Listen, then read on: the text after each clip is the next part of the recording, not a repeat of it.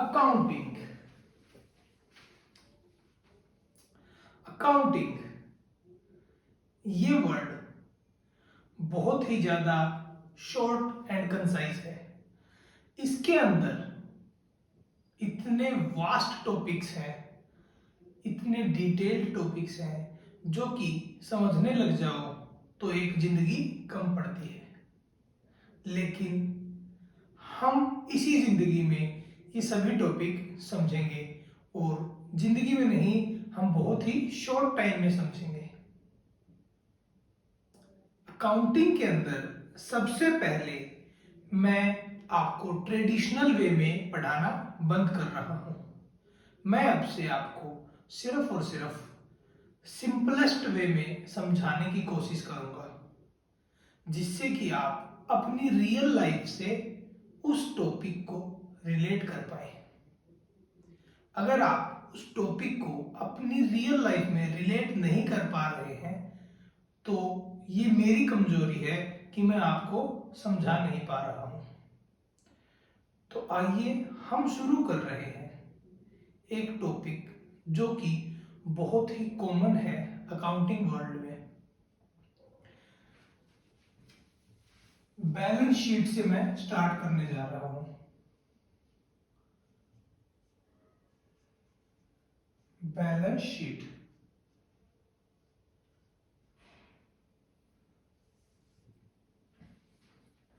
Balance sheet की दो sides होती हैं, जो कि हमें पता है तो भी ठीक है, नहीं पता है तो भी ठीक है। Assets, liabilities.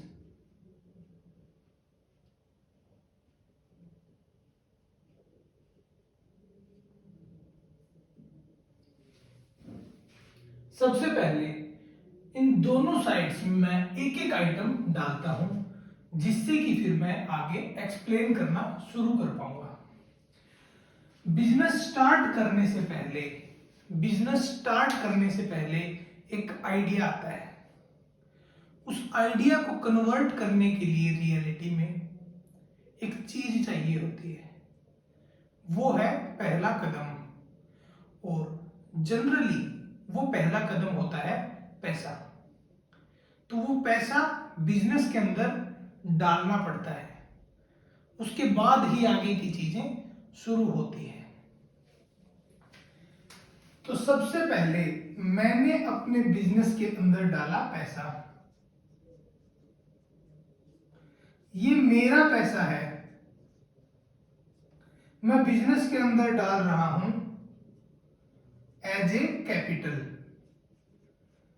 बिजनेस के लिए ये कैपिटल हो गई, और जो मेरा पैसा है वो यहां पर अब बिजनेस की एसेट हो गई।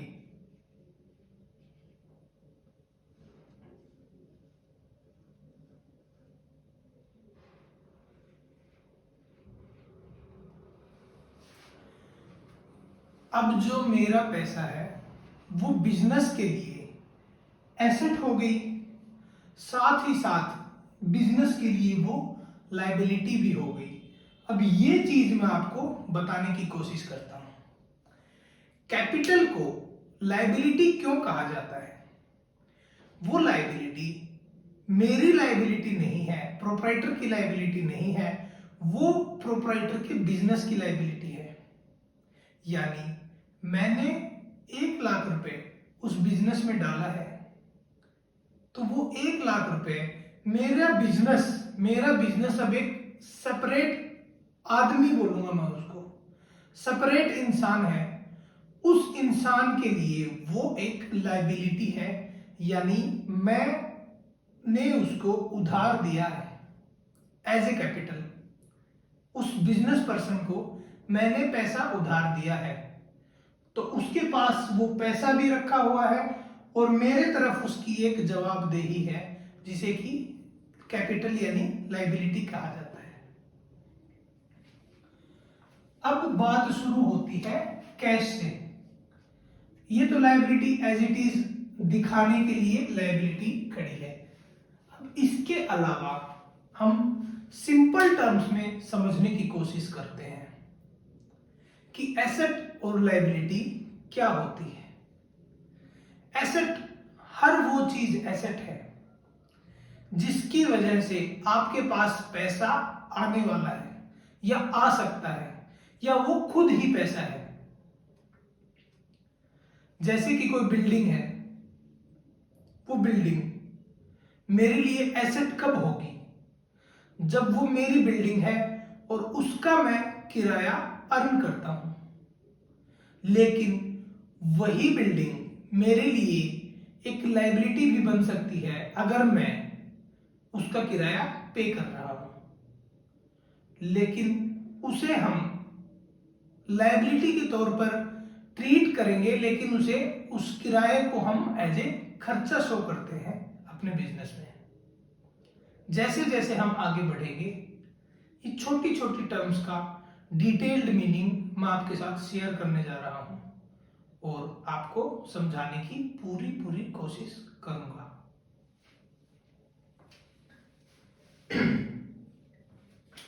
अब जो कैश है, कैश, ठीक है, इस कैश का मैं एक अलग अकाउंट बना लेता हूं जिससे कि थोड़ी ज्यादा क्लैरिटी रहेगी। सबसे पहली जर्नल एंट्री पास हुई थी बिजनेस में, कैश टू कैपिटल। 1,00,000 रुपए, 1,00,000 रुपए। तो टू कैपिटल यहां पर मेरे पास आ गया 1,00,000 रुपया मेरे बिजनेस के पास। अब इस कैश अकाउंट से मेरे को सारी ट्रांजैक्शंस करनी है, यानी जो भी चीजें खरीदनी है इधर की साइड डालता जाऊंगा जिससे कि मेरा कैश कम होता जाएगा, और अगर मेरा कैश बढ़ता है तो वो इधर की साइड बढ़ेगा। जो भी आइटम आएगी जिससे कैश बढ़ेगा वो इधर डाला जाएगा। अब बिजनेस स्टार्ट करने के लिए मेरे को जरूरत पड़ेगी एक मशीनरी की, मशीनरी जो कि मैं 30,000 की लेके आ गया। अब मशीनरी एक ऐसी चीज है जो कि एसेट में क्वालिफाई होती है अगर मैंने उसे खरीद लिया है। क्यों? क्योंकि उसकी मदद से मैं पैसा कमाऊंगा, इसलिए वो एसेट है। तो एसेट है, तो अब इसको मैं एक बार ब्लैंक कर देता हूं। एसेट की साइड में मैं उसे लिखना स्टार्ट कर दिया मैंने, 30,000 की। उसके बाद मैंने खरीदा फर्नीचर,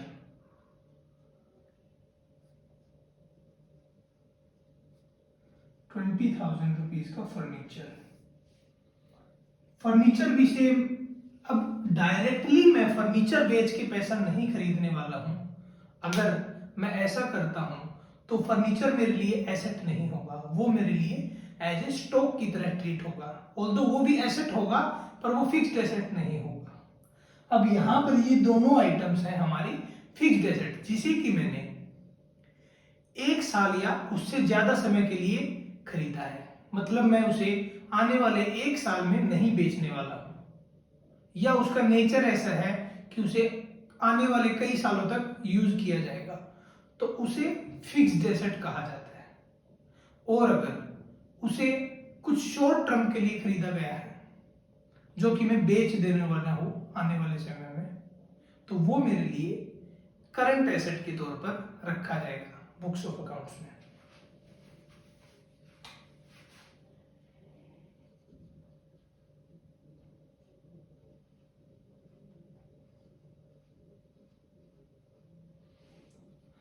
उसके बाद मैंने कुछ खरीदा स्टॉक,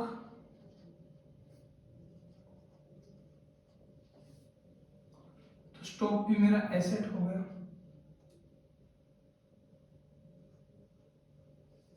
और बाकी फिर मेरा बच गया कैश, जिसे कि मैं बाय बैलेंस सीडी के नाम से जो लिखा जाता है, बैलेंस सीडी, यानी बैलेंस अमाउंट मेरा कैश का बच गया 30,000, जो कि इधर आ जाएगा बैलेंस 30,000। 20,000। तो बिजनेस जब स्टार्ट हुआ है तो उसके बाद जब मैंने कुछ कदम उठाए बिजनेस की तरफ, बिजनेस को स्टार्ट किया, यानी ये बिजनेस स्टार्ट हो चुका है। अब ये जो आइटम है स्टॉक, ये सेल होगा,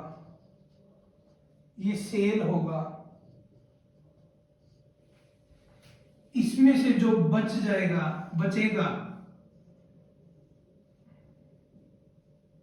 वो क्लोजिंग स्टॉक होगा और अगले साल के लिए ओपनिंग स्टॉक भी वही होगा। और जो ये स्टार्टिंग में सामान खरीदा गया है इसे परचेज का नाम दिया जाएगा। तो यहां पर आप परचेज लिख सकते हैं, सामान खरीदा। तो मैंने आपको ट्रेडिंग अकाउंट की 3 आइटम एक ही आइटम के थ्रू समझा दी है। यानी स्टॉक जो खरीदा गया है, जो करंट एसेट में दिखाई दे रहा है, यही हमारा क्लोजिंग स्टॉक होता है और यही अगले साल ओपनिंग स्टॉक हो जाएगा। लेकिन जब मैंने इसे खरीदा था तो वो परचेज आ गया और यही आइटम सेल भी होगा, यानी सामान बेचा जो जाएगा वो इसी में से बेचा जाएगा। तो मेनली ट्रेडिंग अकाउंट इसी के साइड में घूमता है, इसी के आर बाहर घूमता है। अगर मैं आपको ट्रेडिंग अकाउंट का फॉर्मेट दिखाऊं तो सबसे पहले सेल जो भी फिगर है, इसके बाद में क्लोजिंग स्टॉक आ जाएगा इधर, इसके बाद में ओपनिंग स्टॉक आ जाएगा, परचेज आ जाएगा और इधर ग्रॉस प्रॉफिट आ जाएगा।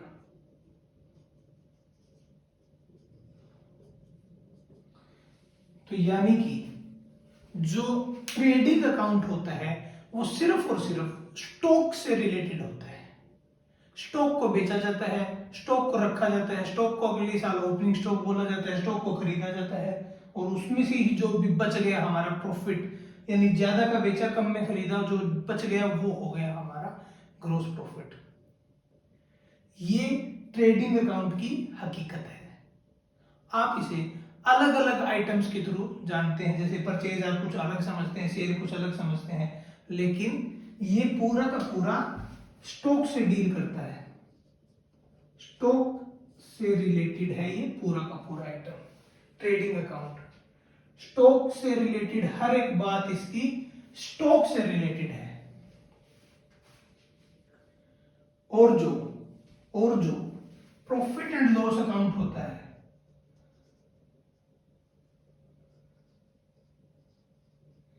वो खर्चों से रिलेटेड होता है, इनडायरेक्ट एक्सपेंस से रिलेटेड। जो ये ग्रॉस प्रॉफिट है इसके बाद में जो भी खर्चे इनडायरेक्ट एक्सपेंसेस होते हैं वो आते हैं प्रॉफिट एंड लॉस अकाउंट में। तो आपको इसके थ्रू ये समझ में आ गया होगा कि trading and profit and loss account में जो मेजर डिफरेंस है वो क्या होता है। ट्रेडिंग अकाउंट सिर्फ और सिर्फ स्टॉक से रिलेटेड होता है, स्टॉक की बातें होती हैं उसमें, स्टॉक से अलावा कुछ भी बात नहीं होती। और प्रॉफिट एंड लॉस अकाउंट होता है जो वो इनडायरेक्ट एक्सपेंस के अलावा कुछ भी बात नहीं करता है। इनडायरेक्ट एक्सपेंस वो एक्सपेंस हैं जो स्टॉक से अलग है, जो स्टॉक की बातें नहीं करते हैं, जैसे रेंट, सैलरी, इलेक्ट्रिसिटी एटसेट्रा। उसके बाद में जो भी नेट प्रॉफिट आता है या नेट लॉस आता है, नेट प्रॉफिट आता है, वो नेट प्रॉफिट इसमें ऐड हो जाता है। ये एक साइकिल है पूरी की पूरी जो कि अपने आप में डील करती है। तो पूरी साइकिल यानी ट्रेडिंग अकाउंट यानी स्टॉक से शुरू हुई। सबसे पहले बैलेंस शीट से मैंने शुरू किया, उसके बाद मैं आपको लेके गया कैश अकाउंट कैसे मूव करता है, उसके बाद मैंने आपको समझाया कि जो स्टॉक है वो कैसे सेल, क्लोजिंग स्टॉक, परचेज से रिलेटेड है, और ट्रेडिंग अकाउंट स्टॉक के बाहर बाहर कैसे घूमता है। और उसके बाद मैंने आपको बताया कि प्रॉफिट एंड लॉस अकाउंट क्या होता है, और इसका डिटेल हम डिस्कस कर लेंगे। और इसका जो नेट इफेक्ट होता है वो जाता है कैपिटल अकाउंट में, और इस साइड जो ये कैश है ये चेंज होता रहता है। क्लोजिंग स्टॉक भी यहाँ पर चेंज हो जाएगा अकॉर्डिंगली, जो यहाँ आएगा वही बैलेंस शीट में आएगा। इनके ऊपर डेप्रिसिएशन चार्ज होता है, इनके ऊपर डेप्रिसिएशन चार्ज होता है, तो ये कम होती रहती है इनकी वैल्यू, और अगर खरीदेंगे तो बढ़ती रहती है। तो ये मैंने अकाउंटिंग को एक समअप कर दिया है आपके लिए कि कैसे अकाउंटिंग साइकिल मूव करती है, बैलेंस शीट से शुरू होकर trading account, profit and loss, और फिर बैलेंस शीट पर आकर वो खत्म होती है। फिर अगले साल वही सिनेरियो फिर से शुरू हो जाता है। तो आप इसको एज ए अकाउंटिंग गेम की तरह समझिए। अकाउंटिंग गेम, अकाउंटिंग कोई सब्जेक्ट नहीं है, अकाउंटिंग कोई सब्जेक्ट नहीं है, अकाउंटिंग इज अ गेम। और उस गेम का जो मेन एम है, गेम का जो मेन एम है वो ये है कि ये बैलेंस शीट टैली होनी चाहिए हमारी, और एक्यूरेट टैली होनी चाहिए, क्योंकि डबल एंट्री का हर जगह इफेक्ट होता है। तो अगर आपने कोई एंट्री मिस कर दी या उसका गलत इफेक्ट डाल दिया तो ये मिसमैच हो जाती है। तो ये मैच रखना ही हमारा गेम है, और इसको जो अच्छे से खेलता है वो अच्छा अकाउंटेंट बनता है। आई होप आपको एक बेसिक क्लैरिटी इसकी समझ में आई होगी कि अकाउंटिंग क्या है और कैसे वर्क करती है। हम इस गेम को आगे बढ़ाएंगे आने वाली क्लासेस में, जिसमें कि हम तरह तरह के छोटे छोटे गेम्स रखेंगे और इस गेम की तरह इसको खेला जाएगा। अकाउंटिंग को सब्जेक्ट बोल के मैं आपके ऊपर बर्डन नहीं डालना चाहता। अकाउंटिंग इज अ गेम, और हम इस गेम को बड़ा अच्छे से खेलने वाले हैं। मेरे साथ बने रहिएगा। थैंक यू दोस्तों।